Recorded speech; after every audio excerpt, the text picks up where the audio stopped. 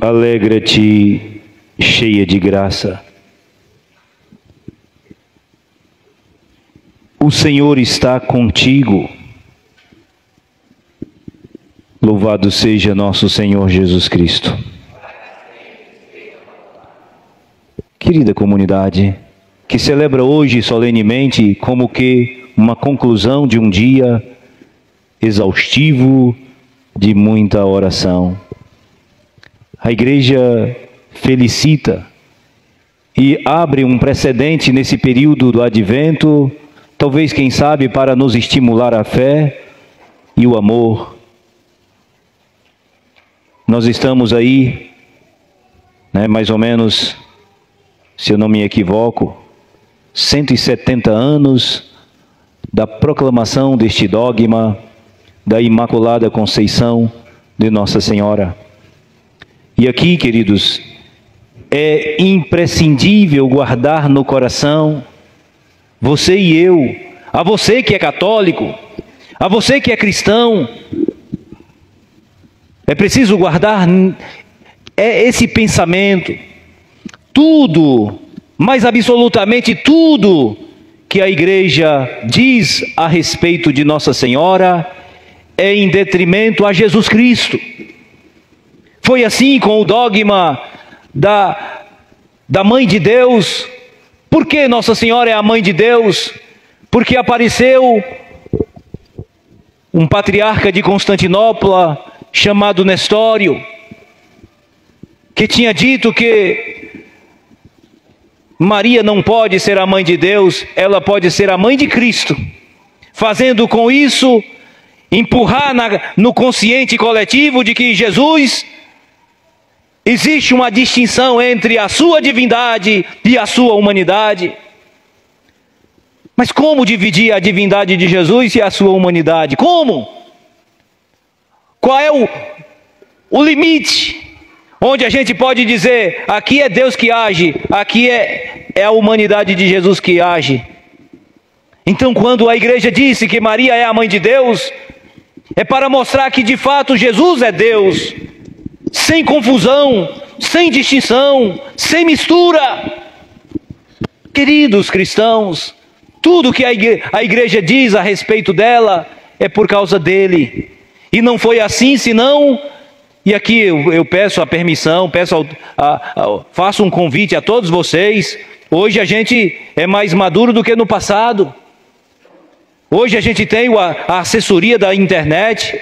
Entre no professor Google e coloque lá a bula Inefabilis Deus e veja como é que o Papa Pio IX escreve essa bula falando da Imaculada Conceição de Nossa Senhora. É em detrimento, em mérito ao seu filho, que ela foi imune do pecado. Vocês querem embasamento bíblico? Nós temos na primeira leitura. Não é em vão, querida comunidade, que esse terceiro capítulo do livro do Gênesis foi a primeira leitura dessa liturgia, porque aqui marca aquele divisor de águas entre a amizade que o homem tinha com Deus e depois o afastamento, o rompimento, com o pecado de Adão, com a desobediência de Eva. Rompeu-se, portanto, essa intimidade. Deus que caminhava no jardim, e olha a pergunta: Adão, onde estás? Ou seja, parece que o texto quer dizer assim, onde Deus colocou Adão, ele já não estava mais. E é interessante, Senhor, eu estava nu, e por isso eu tive medo e escondi-me. De fato, queridos, o homem que rompe a amizade com Deus, ele se encontra nu, pelado, sem vestimenta. Porque é a graça que nos alcança. Leia a segunda carta de Paulo aos Coríntios 5, versículo 17. Revesti-vos, ou seja, você foi vestido, depois o pecado te fez pelado. Pelo sacramento do batismo, você revestiu-se. Cristo te deu uma nova roupagem. E olha as embromações. Além do o pecado acarreta outros pecados.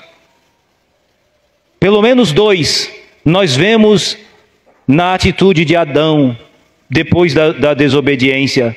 Coloca a culpa em Deus, coloca a culpa na mulher. A mulher que tu me deste, como se quisesse dizer assim, ó, se o Senhor não tivesse me dado essa mulher, eu não teria pecado. Ou seja, a culpa é sua, não é minha. Depois, a culpa da mulher, porque ela seduziu ao homem a ser desobediente. Porque fizeste isso, mulher? A serpente me seduziu e eu comi. Queridos irmãos, outro pecado, um pecado empurra a outro pecado. A falta de humildade, a falta de reconhecimento de que você pecou. Às vezes você escuta isso nas desculpas, né? Eu fiz isso por causa do fulano, né? Eu caí por causa de Beltrano. Não, você caiu porque você quis, né? Por exemplo, o vício das drogas, da prostituição. Ah, eu estava de boa, aí alguém foi lá e me seduziu. Pois é, esse alguém é essa serpente da primeira leitura. Queridos irmãos, mas você tinha a liberdade de dizer, não quero, não posso. Porque aqui é que está a diferença entre Eva e Nossa Senhora. Porque as duas foram concebidas sem pecado. Pergunta, de onde nasceu Eva? Senão, na graça de romper na lateral do homem, e a sua concepção foi extraordinária. Portanto, não foi concebida em pecado. Ou seja, todas duas nasceram sem mácula. A grande diferença é porque uma se revolta, porque uma se rebela, porque uma se deixa seduzir pela serpente, a outra não. A outra diz, faça-se, não faço-me, faça-se segundo a sua vontade.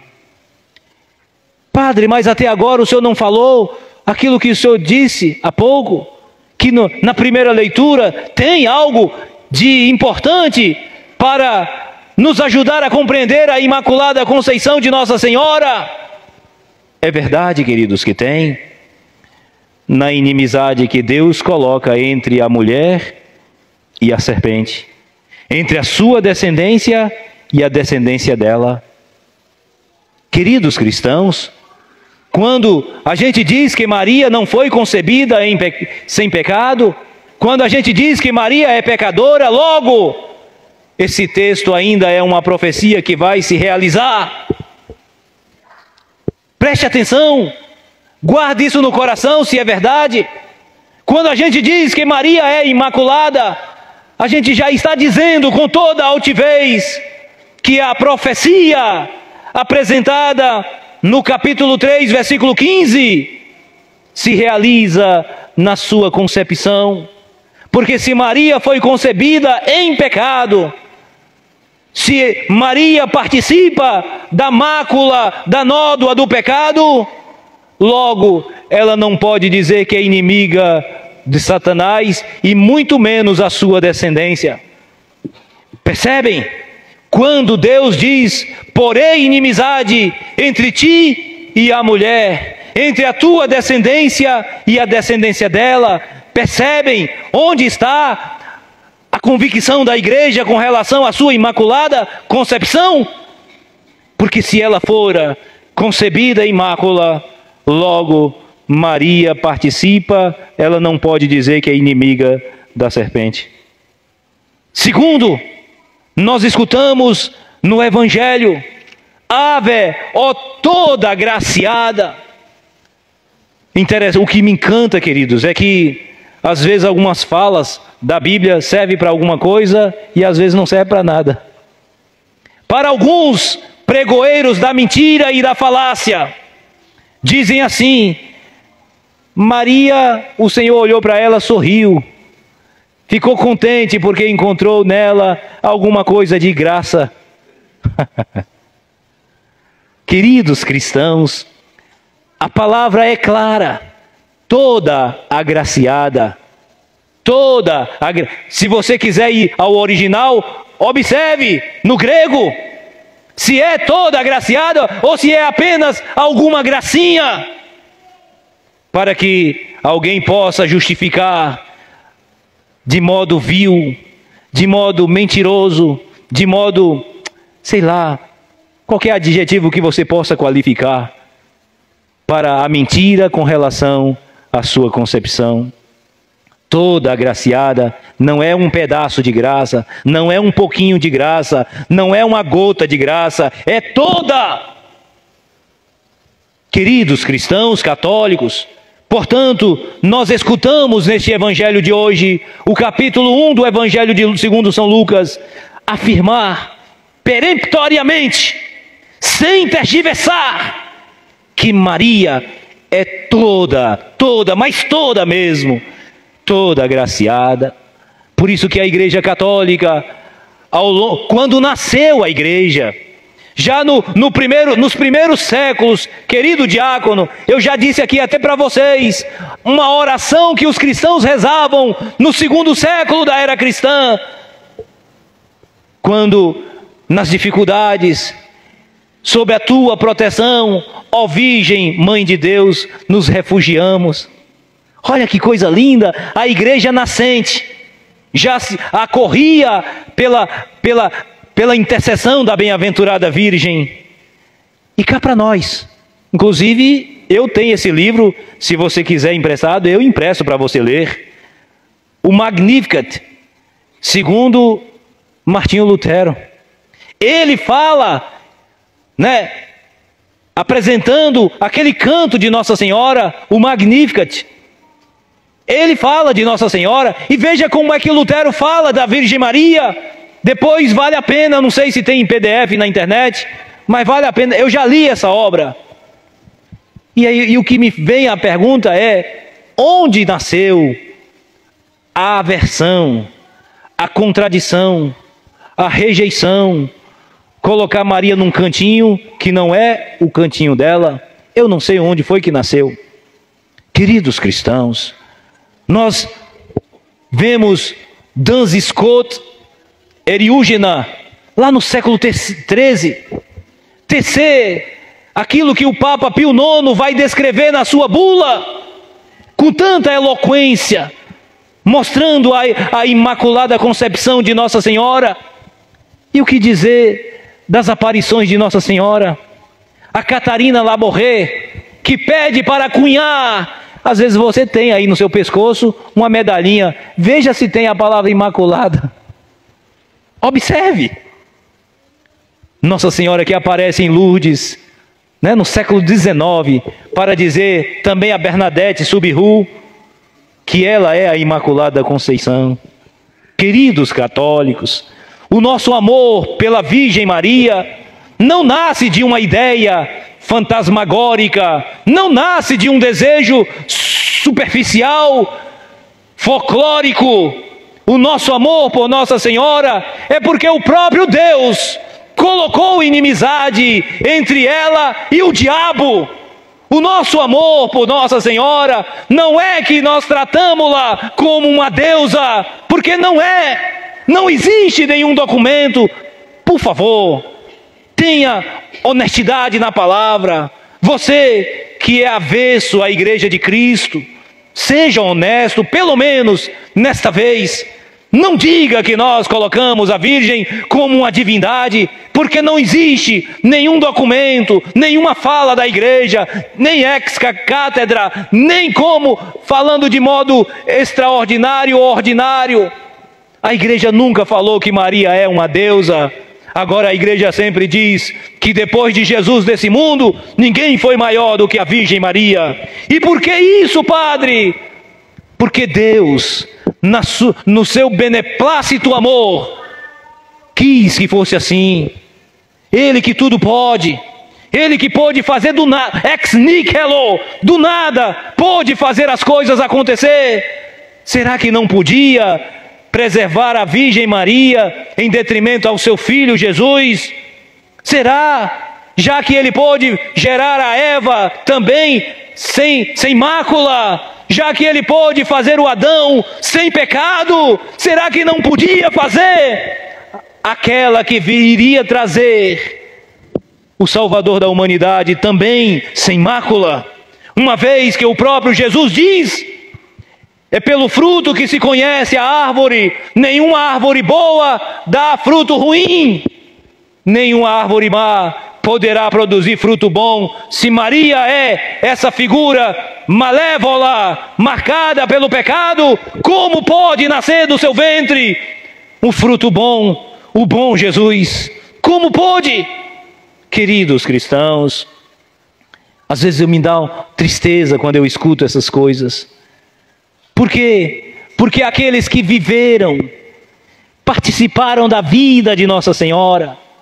Vale lembrar aqui um documento muito importante, embora não entrou no cânon bíblico, mas vale por curiosidade ler o apócrifo, o proto-evangelho segundo Tiago. Leia, queridos. Leia e veja o que ele fala da Virgem Maria, como foi que ela veio ao mundo. Ou seja, é por uma graça. Queridos cristãos, vamos, portanto, olhando esses textos magistrais, de pessoas que estiveram muito próximas a ela. Por exemplo, Isabel, sua prima. Veja como Isabel trata a sua prima Isabel, a sua prima Maria. Como posso merecer, olhando para a prima, como posso merecer que a mãe do meu Deus venha à minha casa? Quando a tua saudação chegou aos meus ouvidos, a criança pulou de alegria no meu ventre. É isso que faz a Virgem Maria, queridos cristãos. Pena é que nós somos mais sábios do que aqueles que conviveram com Nossa Senhora. Pena, depois de 2000 anos, olha o que é que diz o anjo Gabriel, já que a gente acredita que o anjo vem do céu, está a serviço de Deus, já que a gente acredita nas sagradas letras, como dizem por aí. Se não tiver na Bíblia, eu não acredito. Acredite pelo menos nessa frase: Ave, ó toda agraciada. Queridos cristãos, e Maria só pôde estar cheia de graça mesmo, porque para suportar o que ela suportou, só podia estar repleta, porque humanamente falando, guarde isso no seu coração, você que é mãe, humanamente falando, uma mãe jamais conseguiria suportar a dor que Nossa Senhora suportou. Por isso que Simeão diz: uma espada de dor, Maria, te trespassará a tua alma. E é verdade. Imagine você, querido, você católico, olhando, caminhando lado a lado com alguém que foi gestado no seu ventre, sendo latanhado de surra, depreciado pelo grupo, espancado, esbofeteado, recebendo cuspe na cara e sendo esnobado. E você como mãe, sem poder fazer absolutamente nada. Só podia, queridos cristãos, só podia ser uma força que vem do alto. Só podia ser alguém que estivesse repleta de graça para olhar tudo aquilo. E como diz o Evangelho segundo São Lucas, e Maria guardava no seu coração em silêncio. Só podia ser do céu, queridos, suportar tamanha dor. E vendo o seu filho sendo pregado, como a gente prega uma ripa na parede. E Maria ali, no silêncio, contemplando o seu filho chagado. Ó católico, nunca diga que você não é filho de Nossa Senhora, porque você já abre um precedente para ser adversário dela e amigo do diabo.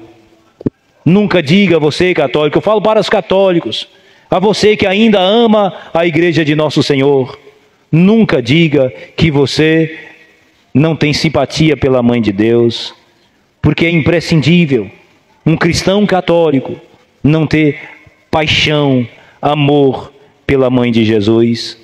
Interessante que Jesus diz: rezai pelos vossos inimigos, amai os vossos inimigos e rezai por aqueles que vos perseguem.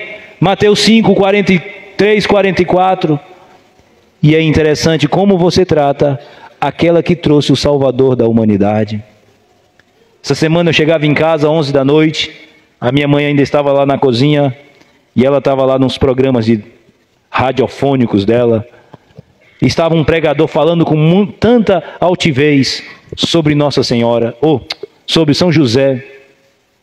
E eu entrei para o meu quartinho e ficava pensando, é interessante que eu não vejo tanta arrojo, não vejo tanta eloquência, não vejo tanta, assim, determinismo quando se fala da mãe de Jesus. Fala até de José, fala dos homens da Bíblia, com tanto, assim, veemência. Mas quando fala da mãe, parece que tem uma coisa que bloqueia. Mas tem mesmo, Satanás, o diabo. Porque não pode, queridos. Veja o capítulo 12 do Apocalipse. Só tem um que não cita, que não fala, que não se aproxima, que não mistura com Nossa Senhora. É o diabo. Por isso, queridos católicos, e a você, queridas crianças, eu peço a vocês, pais, ensine seus filhos a rezar. Porque houve um tempo em que as mães tinham prazer de ensinar os filhos a rezar o terço. Infelizmente, o diabo conseguiu seduzir muitas famílias, e até aqueles que têm aparência de católicos, já não rezam mais o Santo Terço, já não tem mais amor, tem tempo para tudo, mas não ensina seus filhos a debulhar o Santo Terço, porque alguém falou, isso é besteira, bobagem, não tem na Bíblia. Também não tem na Bíblia o protestantismo. E por que existe? Também não tem na Bíblia igreja X, igreja não sei das quantas, igreja... A gente não pode citar porque daqui a pouco alguém pode nos chamar a atenção. Mas não tem na Bíblia essas igrejas que se inventam. E por que tem? Não deveria ter? Ou seja, só vale um pedaço da Bíblia. A Bíblia toda não serve. Por isso eu peço a vocês, católicos, nessa missa de hoje, nessa solenidade, nesse dia em que a igreja dogmaticamente celebra a concepção da Virgem Mãe, Nossa Senhora, eu te peço do fundo do coração, aprofunde um pouquinho mais o conhecimento da sua fé, para que pelo menos você, ainda que você não tenha argumento para convencer alguém, mas que você pelo menos seja convencido de que a mãe de nosso Senhor é aquela que disse, todas as gerações me chamarão de bem-aventurada. Que essa missa de hoje nos faça enlevar o grau de amor e de carinho pela mãe de nosso Senhor. Se eu tenho simpatia por um fiel, se eu tenho amor e carinho por um devoto, eu devo ainda maior intensidade ter amor pela mãe de Jesus. Que a Virgem Mãe, de lá do céu, olhe por todos nós e interceda a seu Filho, assim como nas bodas de Caná. Assim como Nossa Senhora identificou que eles já não tinham mais alegria naquela festa de casamento. Que Nossa Senhora possa olhar para nosso povo, nossa Assembleia, e sobretudo aqueles que estão deprimidos, carcomidos pelas traças do pecado, que ela possa olhar para o seu filho e dizer, filho, aquele ali ainda não entendeu o que pode lhe trazer a felicidade. Dá, ó mãe, pelo menos um pouquinho de sabedoria para nós, para que a gente possa distinguir, assim como a senhora pôde, de modo inteligente e espiritual, identificar o que é que vale a pena.